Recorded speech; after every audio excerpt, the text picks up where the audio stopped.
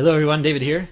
Today I wanted to make a video to show you guys my process and how I set up my reverb for my orchestral template to get my instruments to sound blended together and to make it all sound like they're all playing and coming from the same room. So let's just jump right in.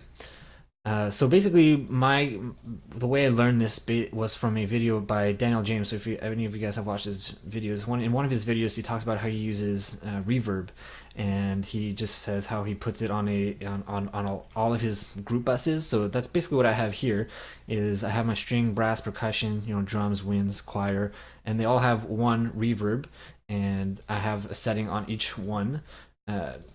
And basically that's what I want to show you guys. And basically what he talks about in his video is how he likes to use algorithmic reverb rather than convolution, because it feels more like a real room. And so that's what I've done, and I want to show you guys kind of the details and the more details into the settings for the reverb. So in Daniel James's videos, he kind of talks about how he goes through it. I want to kind of show you guys what that would look like. So if we look here, I already have a string section loaded up. This is just from Albion 1, so nothing too crazy there. And so let's hear what it sounds like just without the reverb. I had the reverb on there. Okay, and then what you want to do is basically the purpose of this is to get a nice tail. At least that's what I'm looking for when I'm putting reverb on my instruments, is to get a nice tail at the end. You don't want reverb to get in the way of the sound. So for example, if I put a lot of reverb on, it'll sound like this. That's too much in the way. You're losing the main sound. Like this, however, you get the real sound, and then you get the reverb at the tail of the sound, which is ideally, I think, what you would want. So the first trick to doing that is to basically get your mix pretty low. I normally keep mine between 5 and 10. I don't really go much higher than that. And then what I do is I play around with the. I usually don't put any pre-delay. Just a personal thing. And then I put my reverb time. I kind of mess around with that to see what would be nice. So let's play a bit.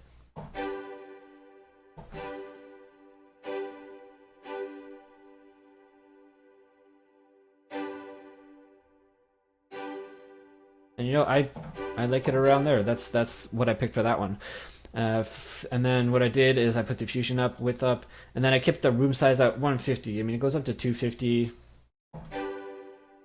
I don't hear a huge difference. I just kept I liked it at 150, so I kept it there. And then that's basically the trick for that.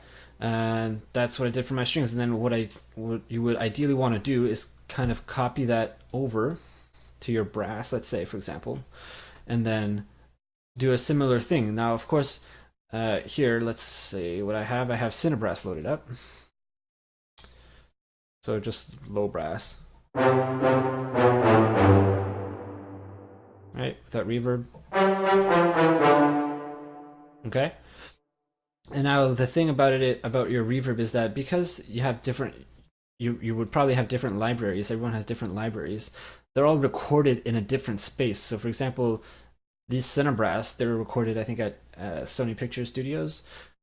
It says up here, yeah. So, and then which is recorded in a different room than where Albion 1 was recorded. So so they'll sound like they're in different rooms, but when you have your reverb on, what you're doing is you want it to sound in the same room. So that's why when I copy pasted over the strings to the brass, I kept the same settings, the same room size, and then what I can do is mess around with the reverb time to match the tail of the strings with the tail of the brass.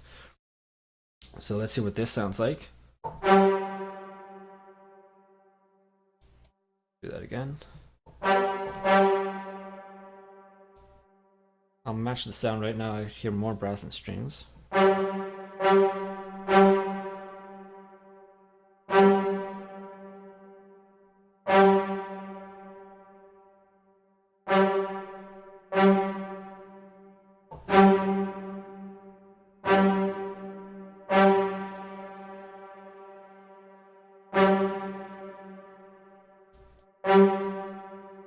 if you can hear, there's a lot of high end in that brass.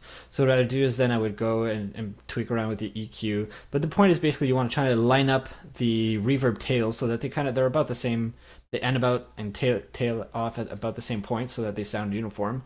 And then yeah, like I said, I would go in, tweak the EQs so that you're not getting too much highs or too many lows. That would be another issue to fit whatever brass library you're playing with. And yeah, so that's what I would do, and that's kind of the details that I would go into, and I would do that for each instrument group, so that's string, brass, and then like I said, I would match them up. So I did, like this time I did strings and brass, and I played it together. I balance out the volume so that they're both the same volume, and then I can listen to the reverb tail accurately and see whose is lasting longer, and then adjust that way. And then I would add another instrument group, so let's say winds, and then I would play with the winds. So I'd have string, brass, winds, play them all at the same time, and make sure they all tail off at the same time. And then you can also just do, winds and strings, and then compare those two. And same idea, tweak around with the EQ, and make sure they're all in the same room, and make sure your mix levels are low. So for example, for my winds, again, my mix is at 5%, at 5, to get really only the end of that reverb is only the tail. And yeah, that's basically it. Let me know if you guys have any questions, anything to add to that. I probably missed something. Let me know in the comments, and I'll see you guys in the next video.